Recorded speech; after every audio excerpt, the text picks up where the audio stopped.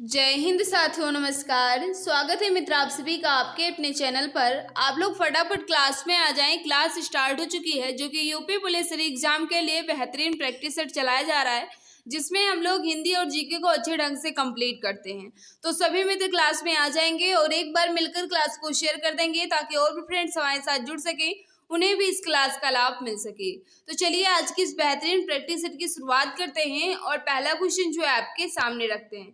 पहला क्वेश्चन जो है ये हिंदी से होगा। पार्ट 1 में सबसे पहले हिंदी दिया गया है, तो सबसे पहले हम हिंदी को कंप्लीट करेंगे।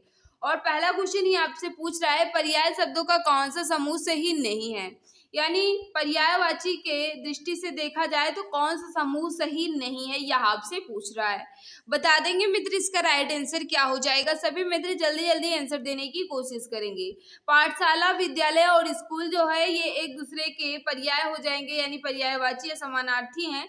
नारी, महिला और औरत जो है ये भी एक दूसरे के पर्यायवाची या समानार्थी हैं। आग, अग्नि और अनल जो है ये भी तीनों जो हैं एक दूसरे के समानार्थी या पर्याय हैं। लेकिन पहाड़, पर्वत और पुस्तक जो है ये अलग है। पुस्तक जो है ये बिल्कुल अलग है। तो राइट आंसर क्या हो जाएगा? ऑप्शन नंबर सी यहाँ बिल्कुल परफेक्ट होगा। जो भी भाई बहन हमारे बता रहे हैं, ऑप्शन नंबर सी बिल्कुल सही हो जाएगा। पहाड़ के अन्य पर्यायवाची देखा जाए मित्र, तो पहाड़ का पर्वत भी होता है, और बात करें तो गिरी भी होता है, सेल भी होता है, भूधर भी होता है, बहुत सारे हो सकते हैं, लेकिन पुस्तक बिल्कुल भी नहीं होता। तो यही इसका राइट आंसर हो जाएगा मित्र, क्योंकि आपसे पूछ रहा था कौन सा समूह सही नहीं है। ऑप्शन नंबर सी वाले हमारे सभी भाई बहन बिल्कुल सही होंगे। नेक्स्ट क्वेश्चन आपके सामने, इनमें से सही विलोम शब्द युग्म का चयन करना है। इनमें से सही विलोम शब्द युग्म का चयन करना है। क्वेश्चन नंबर 2 आपके सामने, बता देंगे इसका राइट आंसर क्या हो जाएगा। तो याद रखना, आदान का जो है ये प्रदान होता है, जो कि ऑप्शन नंबर ये में दिया गया है। आदान का विलोम जो है ये प्रदान होता है। ऑप्शन नंबर ये वाले हमारे सभी मित्र बिल्कुल सही हो जाएंगे। नेक्स्ट आपके सामने क्वेश्चन नंबर 3 आपसे क्या पूछ रहा है, मैं रोज पढ़ता हूँ वाक्य में क्रिया विशेषण का भेद है। मैं रोज पढ़ता हूँ, इस वाक्य में क्रिया विशेषण का कौन सा भेद है, बता देंगे इसका राइट आंसर क्या हो जाएगा। याद रखना मित्र, इसका जो राइट आंसर हो जाएगा, जो भी भाई बहन हमारे बता रहे हैं, इसमें जो हो जाएगा ये कालवाचक क्रिया विशेषण हो जाएगा। बिल्कुल सही बता रहे हो। इसमें समय का बोध या कहा जाए समय का ज्ञान होता है। तो इसका जो राइट आंसर हो जाएगा कालवाचक क्रिया विशेषण। Right answer option number C वाले हमारे सभी मित्र बिल्कुल सही हो जाएंगे। चमक उठी सन 57 में वह तलवार पुरानी थी, इसमें बताना है कौन सा रस है। चमक उठी सन 57 में वो तलवार पुरानी थी, खूब लड़ी मर्दानी वो तो झांसी वाली रानी थी। इस पंक्ति में कौन सा रस निहित है, यह आपसे पूछ रहा है। याद रखना मित्र, इसका जो राइट आंसर हो जाएगा वीर रस होगा। इस पंक्ति में वीर रस निहित है, और इसका स्थायी भाव जो है ये उत्साह होता है, ये भी आपको याद रखना है। ऑप्शन नंबर बी बिल्कुल परफेक्ट हो जाएगा। नेक्स्ट आपके सामने, माँ ने बाजार से कपड़ा खरीदा, रेखांकित का कारक बताइए। यानी कपड़ा में कौन सा कारक है, यह आपसे पूछ रहा है। माँ ने बाजार से कपड़ा खरीदा, रेखांकित में कारक आपसे पूछ रहा है। फटाफट बता देंगे राइट आंसर क्या होगा। तो याद रखना, माँ ने बाजार से कपड़े को खरीदा, कपड़े को खरीदा यहाँ लुप्त है, तो यहाँ क्या हो जाएगा, कपड़े को। तो यहाँ कौन सा हो जाएगा मित्र, बिल्कुल सही। जो भी भाई बहन हमारे बता रहे हैं, कर्म कारक बिल्कुल सही बता रहे हो। कर्म कारक वाले हमारे सभी भाई बहन बिल्कुल सही हो जाएंगे। नेक्स्ट आपके सामने, अपराध बोध से होने वाली ग्लानि वाक्यांश के लिए एक शब्द लिखिए। अपराध बोध से होने वाली ग्लानि को एक शब्दों में क्या कहा जाता है, यह आपसे पूछ रहा है। 6 का जो राइट आंसर हो जाएगा, जो भी भाई बहन हमारे बता रहे हैं, पश्चाताप बिल्कुल सही बता रहे हो। Right answer option number D यहाँ बिल्कुल परफेक्ट हो जाएगा। क्वेश्चन नंबर 7 आपके सामने, इसका राइट आंसर बताना है। साहित्य में रस का अर्थ होता है। साहित्य में रस का अर्थ क्या होता है, यह आपसे पूछ रहा है। क्वेश्चन नंबर 7 का बता देंगे राइट आंसर क्या होगा। याद रखना, इसका जो राइट आंसर हो जाएगा, साहित्य में रस का जो अर्थ होता है ये साहित्य से मिलने वाली आनंद अनुभूति। राइट आंसर हो जाएगा ऑप्शन नंबर डी। जो भी भाई बहन हमारे बता रहे हैं, ऑप्शन नंबर डी बिल्कुल परफेक्ट होगा। क्वेश्चन नंबर 8 आपसे पूछ रहा है, से कौन सा शब्द स्त्रीलिंग है? स्त्रीलिंग शब्द का चयन करना है, फटाफट बता देंगे राइट आंसर क्या होगा। याद रखना इसका जो राइट आंसर हो जाएगा कृपा जो है ये स्त्रीलिंग होगा, बाकी मित्र, त्योहार और कार्य जो है ये पुल्लिंग हो जाएंगे। राइट आंसर ऑप्शन नंबर ये वाले हमारे सभी भाई बहन बिल्कुल सही होंगे। क्वेश्चन नंबर 9 आपके सामने इसका राइट आंसर बताना है। क्वेश्चन नंबर 9 आपसे पूछ रहा है वचन किसका बोध कराता है? वचन जो है ये किसका बोध कराता है, यह आपसे पूछ रहा है। याद रखना इसका जो राइट आंसर हो जाएगा प्राणी या वस्तु के एक या अनेक होने का। वचन जो है ये किसका बोध कराता है? वस्तु या प्राणी के एक या अनेक होने का बोध कराता है। ऑप्शन नंबर ये बिल्कुल परफेक्ट होगा। नेक्स्ट आपके सामने क्वेश्चन नंबर 10 क्या पूछ रहा है, ये ताले की चाबी रेखांकित में कौन सा कारक है? ये ताले की चाबी है रेखांकित में कौन सा कारक है? रेखांकित दे दिया गया है, इसमें आपसे पूछ रहा है कौन सा कारक है। फटाफट बता देंगे इसका राइट आंसर क्या होगा। तो 10 का जो राइट आंसर हो जाएगा, जो भी भाई बहन बता रहे हैं बिल्कुल सही बता रहे हो, संप्रदान कारक। जो भी भाई बहन हमारे बता रहे हैं बिल्कुल सही बता रहे हो। ताले के लिए चाबी होता है, ताले के लिए चाबी, तो यहाँ संप्रदान कारक हो जाएगा। ऑप्शन नंबर ये वाले हमारे सभी मित्र बिल्कुल सही हो जाएंगे। नेक्स्ट आपके सामने खिलौना शब्द में मूल शब्द है। खिलौना शब्द में मूल शब्द आपसे पूछ रहा है, क्वेश्चन नंबर 11 का बता देंगे राइट आंसर क्या होगा। याद रखना इसका जो राइट आंसर हो जाएगा खेल जो है यहाँ मूल शब्द होगा और ओना जो है यहाँ प्रत्यय जोड़कर बनाया गया है खिलौना, तो खेल जो है यहाँ मूल शब्द हो जाएगा, जो कि ऑप्शन नंबर बी में है। तो जो भी भाई बहन हमारे बता रहे हैं ऑप्शन नंबर बी बिल्कुल परफेक्ट हो जाएगा। मित्र, अगर आपको आता है तो जल्दी जल्दी आंसर देने की कोशिश करें, अगर कोई क्वेश्चन नहीं आता है तो नोट डाउन कर लीजिएगा, क्योंकि टाइम वेस्ट करना बिल्कुल भी मकसद नहीं है। मित्र, आप तुरंत क्वेश्चन देखें और तुरंत आंसर करें। क्वेश्चन नंबर 12 आपसे क्या पूछ रहा है, प्रति प्लस आघात का संधि रूप क्या होगा? प्रति प्लस आघात का संधि रूप क्या होगा, यह आपसे पूछ रहा है। फटाफट बता देंगे इसका राइट आंसर क्या होगा। तो याद रखना इसका जो राइट आंसर हो जाएगा प्रत्याघात, जो कि इसमें यड़ संध है। या वाक्य के साथ जब कोई आधा अक्षर आ जाता है तो वहां यड़ संध होती है, तो प्रत्याघात में यड़ संधि हो जाएगी। प्रति प्लस आघात इसका संधि विच्छेद हो जाएगा। राइट आंसर ऑप्शन नंबर ये बिल्कुल सही होगा। क्वेश्चन नंबर 13 है आपके सामने मित्र, इसका राइट आंसर आपको बताना है। निम्नलिखित में कौन सा वाक्य शुद्ध है, कौन सा वाक्य अशुद्ध है, आपसे पूछ रहा है कौन सा वाक्य अशुद्ध है। आज मैं यहीं रहूंगा, आज मैं यहीं रहूंगा बिल्कुल परफेक्ट लिखा गया है। सज्जन लोग भला ही सोचते हैं, सज्जन लोग भला ही सोचते हैं। जब सज्जन आ गया है मित्र तो लोग की कोई आवश्यकता नहीं थी, क्योंकि सज्जन का अर्थ ही होता है अच्छे लोग। लोग की कोई आवश्यकता नहीं थी जब सज्जन आ गया है, क्योंकि सज्जन का अर्थ ही होता है मित्र अच्छे लोग, अच्छे लोग। तो यहाँ मित्र सज्जन के साथ लोग की कोई आवश्यकता नहीं थी, यही अशुद्ध हो जाएगा। बाकी क्या तुम कॉलेज जाते हो, बिल्कुल परफेक्ट है। अभी तक पत्र नहीं मिला है, ये भी बिल्कुल सही है, लेकिन अशुद्ध जो है ऑप्शन नंबर बी है। Right answer option number B वाले हमारे सभी मित्र बिल्कुल सही हो जाएंगे। क्वेश्चन नंबर 14 आपसे पूछ रहा है, देवदास उपन्यास पर 3 बार फिल्म बन चुकी है, उपन्यासकार का क्या नाम है? देवदास उपन्यास पर 3 बार फिल्म बन चुकी है, उपन्यासकार का नाम आपसे पूछ रहा है। क्वेश्चन नंबर 14 का बता देंगे राइट आंसर क्या होगा। तो याद रखना इसका जो राइट आंसर हो जाएगा Sharat Chandra Chattopadhyay. Right answer option number B यहाँ बिल्कुल परफेक्ट होगा। देवदास उपन्यास पर 3 बार फिल्म बन चुकी है, इस उपन्यासकार का क्या नाम है? तो याद रखना शरत चंद्र चट्टोपाध्याय, जो कि ऑप्शन नंबर बी में है। जो भी भाई बहन हमारे बता रहे हैं ऑप्शन नंबर बी बिल्कुल परफेक्ट हो जाएगा। धर्मवीर भारती जी की रचना याद रखना काफी ज्यादा इंपॉर्टेंट है, गुनाहों का देवता। और मित्र बात करें मुंशी प्रेमचंद जी की, तो इनका जो है सभी को पता है कौन कौन है। मंगलसूत्र है, रंगभूमि, गोदान, गबन, ये सब जो है मुंशी प्रेमचंद जी के हैं। नेक्स्ट आपके सामने क्वेश्चन नंबर 15 यहाँ आपसे पूछ रहा है, निम्न में कौन सा वर्ण अघोष है? अघोष आपसे पूछ रहा है, बताइएगा इसका राइट आंसर क्या होगा। अघोष जो है मित्र ये वर्ग का पहला और दूसरा वर्ण होता है। आघोष जो है ये वर्ग का पहला और दूसरा वर्ण जो ये आघोष होता है, तीसरा चौथा और पांचवा जो है ये साघोष या घोष होता है। तो इसका जो राइट आंसर हो जाएगा, जो भी भाई बहन हमारे बता रहे हैं चा, चा जो है ये अघोष वर्ण है, बिल्कुल सही बता रहे हो। राइट आंसर ऑप्शन नंबर ये यहाँ बिल्कुल परफेक्ट हो जाएगा। नेक्स्ट आपके सामने क्वेश्चन नंबर 16 क्या पूछ रहा है, जिसे करना कठिन हो के लिए एक शब्द होगा।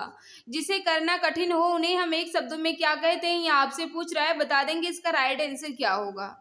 जो भी भाई बहन हमारे बता रहे हैं दुष्कर, बिल्कुल सही बता रहे हो। जिसे करना कठिन हो उन्हें हम दुष्कर कहते हैं। राइट आंसर ऑप्शन नंबर ये के साथ जाएगा। जो भी भाई बहन जो भी मित्र हमारे साथ बता रहे हैं ऑप्शन नंबर ये बिल्कुल सही होगा। नेक्स्ट आपके सामने मैंने यह काम कर लेना चाहिए वाक्य में अशुद्ध अंश है। मैंने यह काम कर लेना चाहिए, इस वाक्य में अशुद्ध अंश का चयन करना है। फटाफट बता देंगे क्वेश्चन नंबर 17 का राइट आंसर क्या हो जाएगा। तो जो भी भाई बहन हमारे बता रहे हैं मैंने जो है यहाँ अशुद्ध अंश हो जाएगा। मुझे यह काम कर लेना चाहिए, ये होता तो बिल्कुल सही हो जाता। यहाँ मुझे होता तो बिल्कुल सही हो जाता मित्र, लेकिन यहाँ मैंने दिया गया है जो कि अशुद्ध है। राइट आंसर ऑप्शन नंबर ये यहाँ बिल्कुल परफेक्ट हो जाएगा। नेक्स्ट आपके सामने है क्वेश्चन नंबर 18। फटाफट बता देंगे क्वेश्चन नंबर 18 का राइट आंसर क्या होगा। निम्नलिखित में अव्यय है। अव्यय आपसे पूछ रहा है, फटाफट बता देंगे इसका राइट आंसर क्या होगा। मित्र अव्यय उन्हें कहते हैं जिनमें लिंग वचन कारक का कोई इफेक्ट नहीं पड़ता, उन्हें हम अव्यय कहते हैं। तो यहाँ याद रखना तथा जो है यहाँ अव्यय हो जाएगा। राइट आंसर ऑप्शन नंबर क्या होगा, सी बिल्कुल परफेक्ट होगा। जिसपे लिंग वचन कारक का कोई इफेक्ट नहीं पड़ता उन्हें हम अव्यय कहते हैं, तथा जो है यहाँ अव्यय हो जाएगा। नेक्स्ट आपके सामने रामधारी सिंह दिनकर को किस कृति पर साहित्य अकादमी पुरस्कार मिला। रामधारी सिंह दिनकर जी को किस रचना पर साहित्य अकादमी पुरस्कार मिला, यह आपसे पूछ रहा है। फटाफट बता देंगे इसका राइट आंसर क्या होगा। तो जो भी भाई बहन हमारे बता रहे हैं बिल्कुल सही बता रहे हो। संस्कृत के 4 अध्याय के लिए इन्हें साहित्य अकादमी पुरस्कार दिया गया। कब दिया गया, तो 1959 में दिया गया, ये भी आपको याद रखना है। नेक्स्ट आपके सामने क्वेश्चन नंबर 20 क्या पूछ रहा है, निम्नलिखित में से अशुद्ध वाक्य छांटिए। अशुद्ध वाक्य का चयन करना है। फटाफट बता देंगे इसका राइट आंसर क्या होगा। तो 20 का जो भी भाई बहन हमारे बता रहे हैं अशुद्ध पूछ रहा है ना मित्र, तो कृष्णा जी के अनेकों नाम है। अनेकों यहाँ नहीं होगा, अनेक जो है ऑलरेडी बहुवचन में है, तो अनेकों यहाँ बिल्कुल नहीं होगा। अनेक नाम में होता तो बिल्कुल सही हो जाता। यही अशुद्ध अंश है, यानी मित्र कहा जाए यही अशुद्ध वाक्य है। ऑप्शन नंबर ये यहाँ बिल्कुल परफेक्ट होगा। बाकी पुस्तक बहुत ही उपयोगी होती है, बिल्कुल सही है। शोभना बहुत मीठा गाती है, ये भी बिल्कुल सही है। मैं अभ्यास कर रहा हूँ, ये भी बिल्कुल सही है। लेकिन कृष्णा जी के अनेकों नाम नहीं, अनेक नाम होते हैं। राइट आंसर हो जाएगा ऑप्शन नंबर ये। सद्भावना शब्द में ही समास है। सद्भावना शब्द में समास आपसे पूछ रहा है, बता देंगे इसका राइट आंसर क्या होगा। याद रखना मित्र इसका जो राइट आंसर हो जाएगा कर्मधारय। सद्भावना में कर्मधारय समास हो जाएगा। सत है जो भावना, यानी अच्छी भावना, सत है जो भावना, इसका समास विग्रह हो जाएगा। और इसमें कौन सा समास होगा मित्र, कर्मधारय समास हो जाएगा। Right answer option number C वाले हमारे सभी मित्र बिल्कुल सही हो जाएंगे।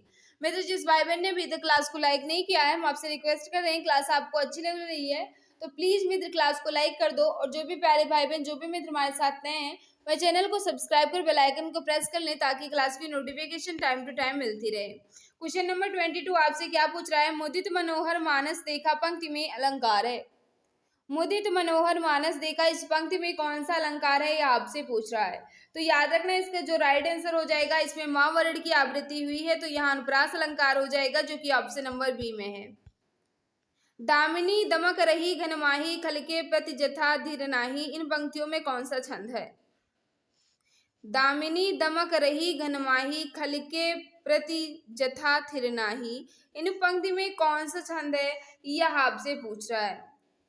फटाफट बता देंगे इसका राइट आंसर क्या हो जाएगा। अगर मात्रा गिने तो 2 1 1 1 1 1 फिर 1 2 1 1 फिर 2 2 2 2 4 2 6 2 8 2 10 2 12 2 14 और 2 16।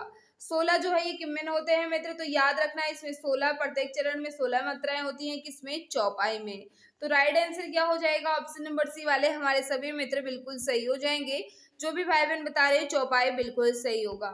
निम्नलिखित में भाववाची का कौन सा उदाहरण है। भाववाची का उदाहरण आपसे पूछा है क्वेश्चन नंबर 24 का, बता देंगे इसका राइट आंसर क्या होगा। तो इसमें क्या हो जाएगा, इसमें मित्र कहा जाए तो शीला से खाना नहीं खाया जाता। शीला से खाना नहीं खाया जाता, इसमें भाववाची हो जाएगा। Right answer option number D वाले हमारे सभी मित्र बिल्कुल सही होंगे। क्वेश्चन नंबर 25 आपसे पूछ रहा है, निम्नलिखित में से किस शब्द में री मात्रा का प्रयोग नहीं हुआ है। री मात्रा का प्रयोग नहीं हुआ है, यह आपसे पूछ रहा है, फटाफट बता देंगे इसका राइट आंसर क्या होगा। निम्नलिखित में से कौन से शब्द में री की मात्रा का प्रयोग हुआ है, फटाफट बता देंगे। तो इसमें बता देंगे मित्र वृष्टि में री की मात्रा का उपयोग हुआ है, बाकी सब में रा है, लेकिन वृष्टि में री की मात्रा है, तो राइट आंसर हो जाएगा ऑप्शन नंबर डी। जो भी भाई बहन हमारे बता रहे हैं ऑप्शन नंबर डी बिल्कुल सही हो जाएगा। निम्न में से या कहा जाए कौन से शब्द में रा व्यंजन नहीं है। रा व्यंजन नहीं है, क्वेश्चन नंबर 26 कौन से शब्द में रा व्यंजन नहीं है। तो याद रखना मातृभूमि में इसमें री व्यंजन है, कहा जाए री मात्रा है मित्र, रा व्यंजन बिल्कुल भी नहीं है, तो राइट आंसर ही हो जाएगा ऑप्शन नंबर डी। जो भी भाई बहन हमारे बता रहे हो ऑप्शन नंबर डी बिल्कुल सही बता रहे हो, इसमें रा का प्रयोग नहीं हुआ बल्कि री का प्रयोग हुआ है, राइट आंसर हो जाएगा ऑप्शन नंबर डी। नेक्स्ट आपके सामने उत्थान शब्द का विलोम होता है। उत्थान का विलोम या विरुद्धार्थी या विपरार्थक आपसे पूछ रहा है, बता देंगे इसका राइट आंसर क्या होगा। तो जो भी भाई बहन हमारे बता रहे हैं उत्थान का पतन होता है, जो कि ऑप्शन नंबर ये में है। तो जो भी भाई बहन जो भी मित्र हमारे बता रहे हो ऑप्शन नंबर ये बिल्कुल सही हो जाएगा। नेक्स्ट आपके सामने है क्वेश्चन नंबर 28 से सबसे पहले गद्यांश दिया गया है। अगर हम गद्यांश करना चाहें मित्र तो चलो गद्यांश ही कर लेते हैं। हमारे साथ आप भी गद्यांश पढ़िएगा मित्र, जल्दी जल्दी हम गद्यांश पढ़ लेते हैं, उसके बाद गद्यांश के भी क्वेश्चन को कर लेते हैं। आज सर्दियों के दिन थे, एक बालक सुबह के समय अकेला स्कूल जा रहा था। रास्ते में एक स्टेशन था, वह रेल की पटरी के पास से गुजर रहा था कि अचानक उसकी नजर रेल की पटरी पर गई, वह उखड़ी हुई थी। बालक ने घड़ी देखी, गाड़ी आने वाली थी। उसने सोचा कि अगर गाड़ी इस पटरी पर गुजरेगी तो इसका भयंकर परिणाम हो सकता है। अभी वह इससे आगे सोच भी ना पाया था कि गाड़ी की सीटी सुनाई दी। फिर फिर क्या था, बालक के सामने एक ही लक्ष्य था, मुसाफिरों की जान बचाना। देखते ही देखते इंजन दिखाई देने लगा। बालक कूदकर दोनों पटरियों के बीच में खड़े होकर अपनी कमीज हिलाने लगा। ड्राइवर की नजर इस बालक पर पड़ी और उसने ब्रेक लगा दी, लेकिन गाड़ी बिल्कुल बालक के पास आकर रुकी। ड्राइवर ने क्रोध से पूछा, क्या तुम्हें अपनी जान की परवाह नहीं? गाड़ी क्यों रोकी? बालक ने रेल की उखड़ी हुई पटरी दिखाई और कहा, अगर मैं ऐसा ना करता तो सैकड़ों लोगों की जान चली जाती। ये था गद्यांश छोटा मोटा सा। इससे रिलेटेड क्वेश्चन आपके सामने क्वेश्चन नंबर 28 है। लोगों की जान बचाने का कार्य बच्चे के किस गुण को प्रकट करता है, यह आपसे पूछ रहा है। आपने पढ़ा गद्यांश, तो यहाँ पूछ रहा है लोगों की जान बचाने का कार्य बच्चे के किस गुण को प्रदर्शित करता है, तो परहित यानी दूसरों के हित का गुण प्रदर्शित करता है। राइट आंसर हो जाएगा ऑप्शन नंबर डी। नेक्स्ट आपके सामने बच्चे ने घड़ी क्यों देखी। बच्चे ने घड़ी क्यों देखी, तो क्यों देखी थी मित्र? क्योंकि रेल के आने का समय हो रहा था। रेल के आने का समय हो रहा था इसलिए बच्चे ने घड़ी देखी थी। Right answer option number B बिल्कुल सही होगा।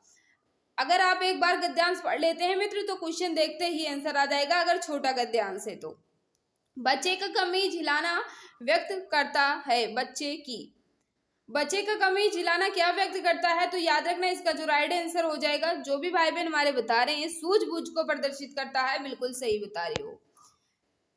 नेक्स्ट आपके सामने है क्वेश्चन नंबर 31। रेल ड्राइवर को क्रोध क्यों आया? रेल ड्राइवर को क्रोध क्यों आया यह आपसे पूछ रहा है।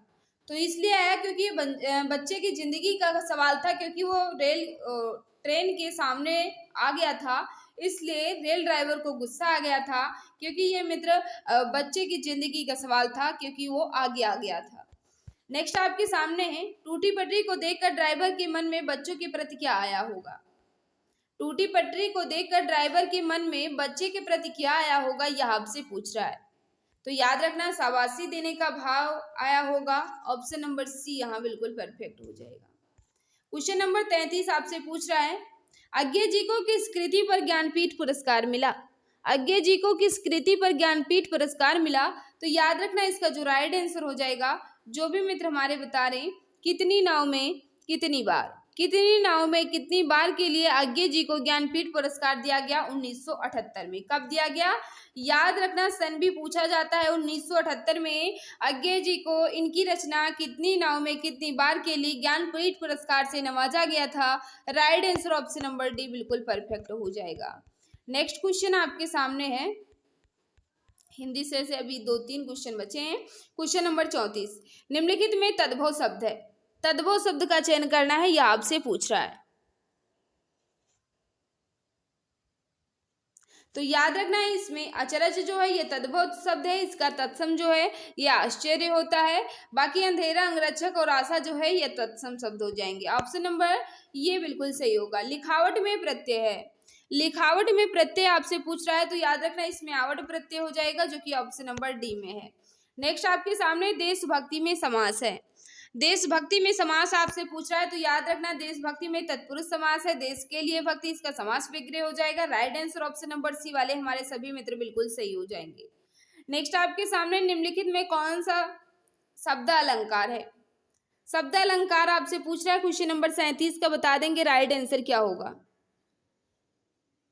तो याद रखना शब्द अलंकार के 6 भेद होते हैं मित्र, जिसमें अनुप्रास, यमक और श्लेष, पुनरुक्त, विप्सा और वक्रेति, ये 6 प्रकार के होते हैं। तो इसमें कौन सा हो जाएगा? यमक जो है ये शब्द अलंकार के हो जाएंगे।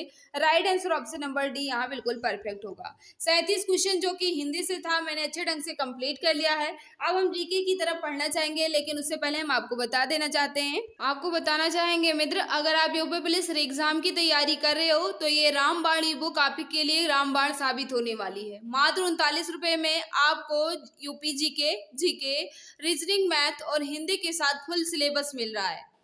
अगर आप लेना चाहते हैं तो दिए गए व्हाट्सएप नंबर 8948667652 पर मैसेज कर जानकारी प्राप्त कर सकते हो और मात्र 39 रुपए में इस ई बुक को ले सकते हो और अपने तैयारी को काफी ज्यादा मजबूत बना सकते हो मित्र। लेने के लिए आप दिए गए व्हाट्सएप नंबर पर जानकारी प्राप्त कर लेना, वहीं आपको सारी जानकारी मिल जाएगी। लेना चाहेंगे तो ले लेना मित्र। अब आ चुका है पार्ट 2 यानी सामान्य ज्ञान के क्वेश्चन, बता देंगे। क्वेश्चन नंबर 38 से स्टार्ट है। सभी मित्र बताएंगे इसका राइट आंसर क्या हो जाएगा। सोच समझकर मित्र आंसर देना, कोई भी जल्दबाजी नहीं करेगा। वनडे विश्व कप इतिहास में वनडे विश्व कप में भारत की ओर से सबसे ज्यादा विकेट लेने वाले गेंदबाज हाल ही में कौन बने हैं? कह रहा है वनडे विश्व कप में इतिहास में वनडे विश्व कप में भारत की ओर से सबसे ज्यादा विकेट लेने वाले गेंदबाज हाल ही में कौन से बने हैं? तो याद रखना बिल्कुल सही, जो भी भाई बहन हमारे बता रहे हैं मोहम्मद सामी बिल्कुल सही बता रहे हो। Right answer option number C यहाँ बिल्कुल परफेक्ट हो जाएगा। क्वेश्चन नंबर 39 आपके सामने, भारत की पहली पुलिस ड्रोन यूनिट कहाँ स्थापित की गई? भारत की पहली पुलिस ड्रोन यूनिट जो है ये कहाँ स्थापित की गई, यह आपसे पूछ रहा है। याद रखना इसका जो राइट आंसर हो जाएगा चेन्नई, जो कि ऑप्शन नंबर बी में है। नेक्स्ट आपके सामने क्वेश्चन नंबर 40, इसका राइट आंसर बताना है। भारतीय मसाला अनुसंधान संस्थान यानी ICAR झोरीकोट ने IISR चंद्रा नामक अधिक उपज वाले किस मसाले की नई किस्म को विकसित किया है? याद रखना है इसका जो राइट आंसर हो जाएगा काली मिर्च, काली मिर्च इसका राइट आंसर हो जाएगा। ऑप्शन नंबर बी यहाँ बिल्कुल परफेक्ट होगा। 14 अक्टूबर 2023 को 141वीं अंतर्राष्ट्रीय ओलंपिक समिति की बैठक का आयोजन किस शहर में किया गया? अंतर्राष्ट्रीय ओलंपिक समिति यानी IOC की बैठक जो है ये कहाँ आयोजित की गई, यह आपसे पूछ रहा है। याद रखना इसका जो राइट आंसर हो जाएगा, जो भी भाई बहन हमारे बता रहे हैं मुंबई में, बिल्कुल सही बता रहे हो। ऑप्शन नंबर सी यहाँ बिल्कुल परफेक्ट हो जाएगा। अंबुबाची मेला कहाँ आयोजित किया जाता है? अंबुबाची मेला जो है ये कहाँ आयोजित किया जाता है, यह आपसे पूछ रहा है। याद रखना इसका जो राइट आंसर हो जाएगा गुवाहाटी, बिल्कुल सही बता रहे हो। अंबुबाची मेला जो है मित्र ये गुवाहाटी में आयोजित किया जाता है। राइट आंसर हो जाएगा option number D. Question number 43 आपके सामने, इसका राइट आंसर बताना है। फियरलेस गवर्नेंस पुस्तक के लेखक कौन है? फियरलेस गवर्नेंस पुस्तक के लेखक कौन है, यह आपसे पूछ रहा है। याद रखना इसका जो राइट आंसर हो जाएगा किरण बेदी। ऑप्शन नंबर ये वाले हमारे सभी मित्र बिल्कुल सही हो जाएंगे। नेक्स्ट आपके सामने क्वेश्चन नंबर 44, इसका राइट आंसर आपको बताना है। क्राइस्ट द रिडीमर प्रतिमा किस देश में स्थित है? क्राइस्ट द रिडीमर प्रतिमा जो है ये किस देश में स्थित है या है, आपसे पूछ रहा है। याद रखना इसका जो राइट आंसर हो जाएगा ब्राजील। जो भी भाई बहन हमारे बता रहे हैं ब्राजील बिल्कुल सही हो जाएगा। नेक्स्ट क्वेश्चन आपके सामने है। क्वेश्चन नंबर 45 आपसे पूछ रहा है प्रसिद्ध पर्वतीय पर्यटन स्थल कोडाइकनाल फिर खाली स्थान पर स्थित है। फटाफट बताएंगे इसका राइट आंसर क्या हो जाएगा। सभी मित्र जल्दी जल्दी आंसर देने की कोशिश करें। तो पलनी पर्वत पर ऑप्शन नंबर क्या हो जाएगा सी, यहाँ बिल्कुल सही होगा। नेक्स्ट आपके सामने भारत में कितनी भाषाओं का शास्त्रीय भाषाओं का दर्जा प्राप्त है? भारत में कितनी भाषाओं को शास्त्रीय भाषाओं का दर्जा प्राप्त है, यह आपसे पूछ रहा है। याद रखना इसका जो राइट आंसर हो जाएगा 6। भारत की 6 भाषाओं को शास्त्रीय भाषा का दर्जा प्राप्त है। राइट आंसर हो जाएगा ऑप्शन नंबर डी। जो भी भाई बहन हमारे बता रहे हैं ऑप्शन नंबर डी बिल्कुल सही हो जाएगा, जिसमें कहा जाए मित्र तमिल को, संस्कृत को, कन्नड़ को, तेलुगु को, मलयालम को और उड़ीसा को।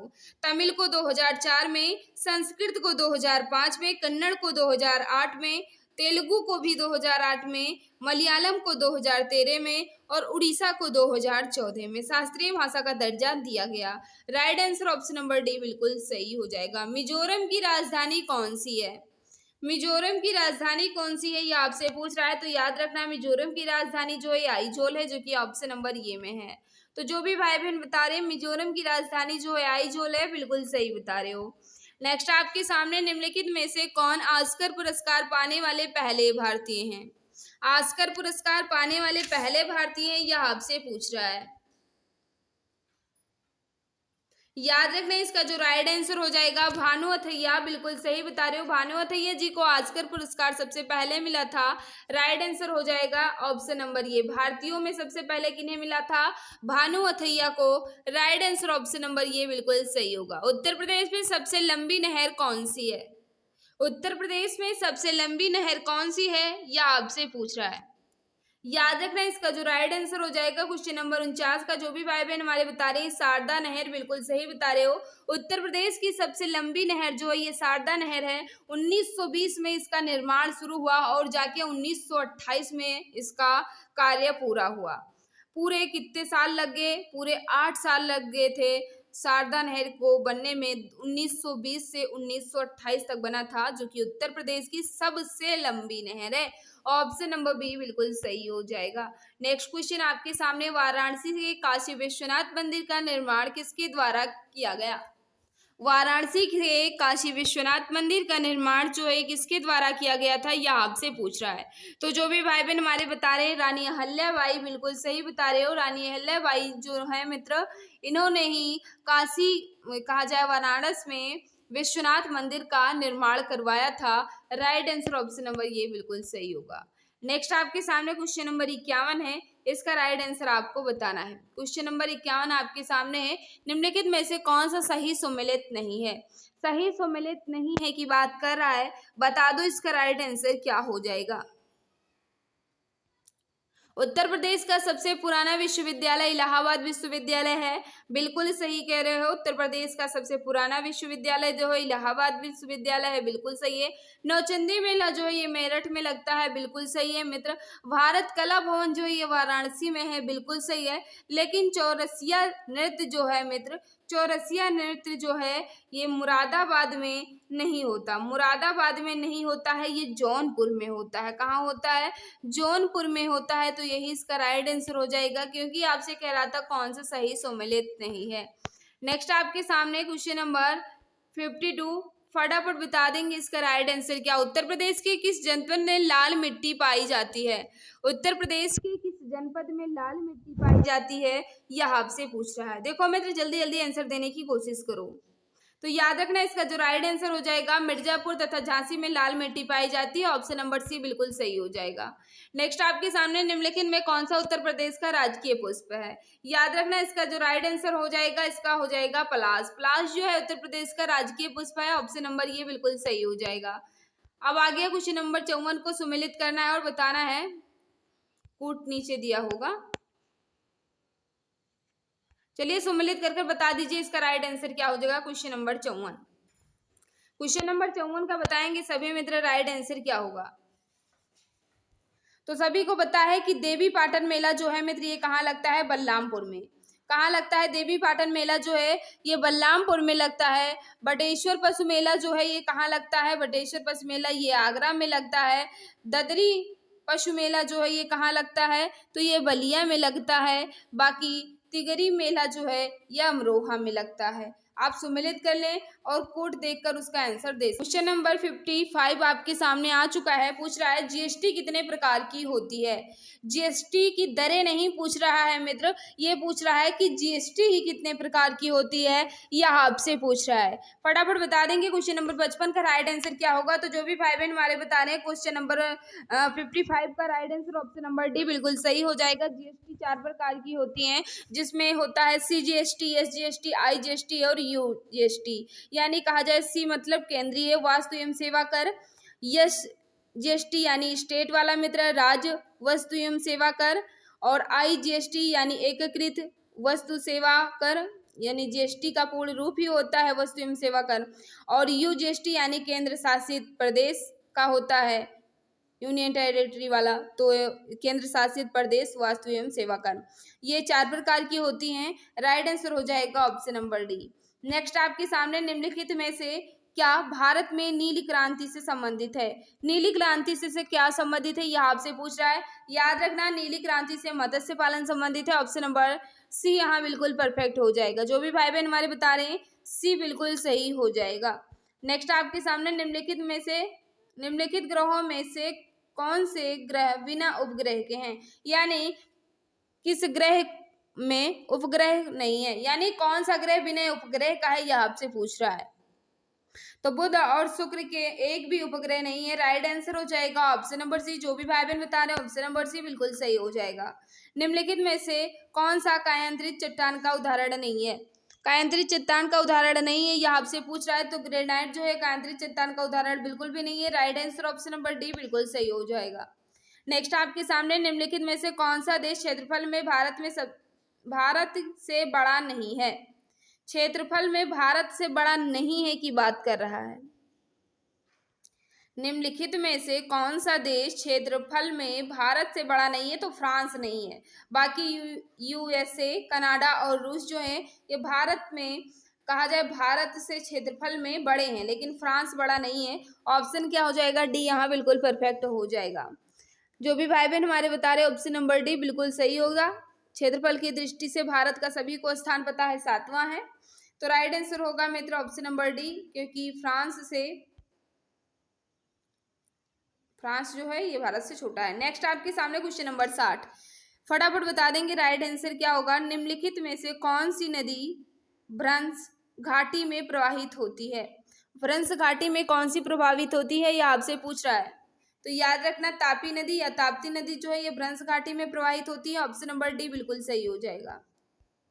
वेद त्रयी किसे कहते हैं, यह आपसे पूछ रहा है। क्वेश्चन नंबर 61, वेद त्रयी किसे कहते हैं, यह आपसे पूछ रहा है। तो याद रखना ऋग्वेद, यजुर्वेद और सामवेद को वेद त्रयी के नाम से जाना जाता है। अथर्ववेद इसमें बिल्कुल भी नहीं है। तो राइट आंसर क्या हो जाएगा? ऑप्शन नंबर ये वाले हमारे सभी मित्र बिल्कुल सही होंगे। राष्ट्रकूट वंश का संस्थापक कौन था? राष्ट्रकूट वंश का संस्थापक जो है ये दंतीदुर्ग था। राइट आंसर ऑप्शन नंबर ये बिल्कुल सही होगा। नेक्स्ट आपके सामने निम्नलिखित सुल्तानों में से किसे अन्य के ऊपर से कर समाप्त करने के लिए जाना जाता है? निम्नलिखित सुल्तानों में से किसे अन्य के ऊपर कर समाप्त करने के लिए जाना जाता है जिन्होंने अनाजों से टैक्स हटा दिया था, यह आपसे पूछ रहा है। तो याद रखना इसका जो राइट आंसर हो जाएगा सिकंदर लोदी। जो भी भाई बहन हमारे बता रहे हैं सिकंदर लोदी बिल्कुल सही हो जाएगा। ऑप्शन नंबर ये वाले हमारे सभी मित्र बिल्कुल सही होंगे। नेक्स्ट आपके सामने है क्वेश्चन नंबर 64। इसका राइट आंसर बताना है। क्या पूछ रहा है, निम्नलिखित में से किसने वर्ष 1784 ईस्वी में एशियाटिक सोसाइटी ऑफ बंगाल की स्थापना की। क्वेश्चन नंबर 64 का बता देंगे राइट आंसर क्या होगा। चलिए, दो ऑप्शन यहाँ दिख रहा है तो दो ही में बता दीजिए और दो ही में आंसर भी है। एशियाटिक सोसाइटी ऑफ बंगाल की स्थापना किसने की थी, यह आपसे पूछ रहा है। तो याद रखना, इसका जो राइट आंसर हो जाएगा सर विलियम जोन्स ने। ऑप्शन नंबर बी वाले हमारे सभी मित्र बिल्कुल सही हो जाएंगे। क्वेश्चन नंबर 65 आपके सामने, निम्नलिखित में से किसने एक नीति द्वारा जिसे व्यापगत का सिद्धांत यानी जो कहते हैं मित्र हड़प नीति अपनाई थी। व्यापगत का सिद्धांत यानी हड़प नीति किसने अपनाई थी, यह आपको बताना है। तो याद रखना, इसका जो राइट आंसर हो जाएगा, जो भी भाई बहन हमारे बता रहे हैं डलहौजी, बिल्कुल सही बता रहे हो। व्यापगत का सिद्धांत जो है डलहौजी ने लागू किया था। ऑप्शन नंबर सी यहाँ बिल्कुल सही हो जाएगा। भारतीय संविधान में वर्णित प्रस्तावना में कितने प्रकार के न्याय, स्वतंत्रता, समानता तथा भ्रातृत्व का उल्लेख है। क्वेश्चन नंबर 66 का बता देंगे राइट आंसर क्या हो जाएगा। तो जो भी भाई बहन हमारे बता रहे हैं ऑप्शन नंबर सी बिल्कुल सही हो जाएगा। सी वाले हमारे सभी मित्र बिल्कुल सही हो जाएंगे। न्याय जो है ये 3 प्रकार के, स्वतंत्रता 5, समानता 2 और भ्रातृत्व जो है ये 1 प्रकार के। ऑप्शन नंबर सी बिल्कुल सही हो जाएगा। क्वेश्चन नंबर 67, इसका राइट आंसर आपको बताना है। भारतीय नागरिकता निम्नलिखित में से किससे प्राप्त नहीं की जा सकती। किससे प्राप्त नहीं की जा सकती, यह आपसे पूछ रहा है। तो भारत में जन्म लेकर भारत में नागरिकता प्राप्त की जा सकती है, बिल्कुल। देशीयकरण से प्राप्त की जा सकती है, बिल्कुल। क्षेत्र के सम्मेलन से, बिल्कुल। लेकिन भारतीय बैंक में धन जमा करने से आप भारत में नागरिकता नहीं प्राप्त कर सकते हो। राइट आंसर हो जाएगा ऑप्शन नंबर सी। जो भी मित्र हमारे बता रहे हैं ऑप्शन नंबर सी बिल्कुल परफेक्ट हो जाएगा। मित्र क्वेश्चन नंबर 68 आपके सामने, निम्नलिखित में से कौन सा राज्य सबसे अधिक प्रतिनिधि लोकसभा में भेजता है। कौन सा राज्य जो है सबसे ज्यादा प्रतिनिधि लोकसभा में भेजता है। तो उत्तर प्रदेश अपना ऑप्शन नंबर क्या हो जाएगा, बी यहाँ बिल्कुल परफेक्ट हो जाएगा। जो भी भाई बहन बता रहे हैं बिल्कुल सही बता रहे हैं। लोकसभा में कितनी सीटें हैं, 80, और राज्यसभा में कितनी हैं, 31। तो राइट आंसर क्या हो जाएगा, उत्तर प्रदेश यहाँ बिल्कुल सही हो जाएगा। क्वेश्चन नंबर 69 यहाँ आपसे पूछ रहा है, निम्न में से किस समिति द्वारा पंचायती राज को संवैधानिक स्थिति प्रदान करने की संस्तुति की गई थी। फटाफट बताओ इसका राइट आंसर क्या होगा। तो याद रखना, इसका जो राइट आंसर हो जाएगा एल.एम. सिंघवी समिति। ऑप्शन क्या होगा, सी यहाँ बिल्कुल सही हो जाएगा। क्वेश्चन नंबर 70 आपके सामने, इसका राइट आंसर बताना है। निम्नलिखित में से भारतीय संविधान के किस अनुच्छेद के द्वारा भारत का राष्ट्रपति मूल अधिकार के कार्यान्वयन को स्थगित कर सकता है। अनुच्छेद 20 और 21 को छोड़कर। बहुत ही इंपॉर्टेंट क्वेश्चन है और काफी ज्यादा कॉमन।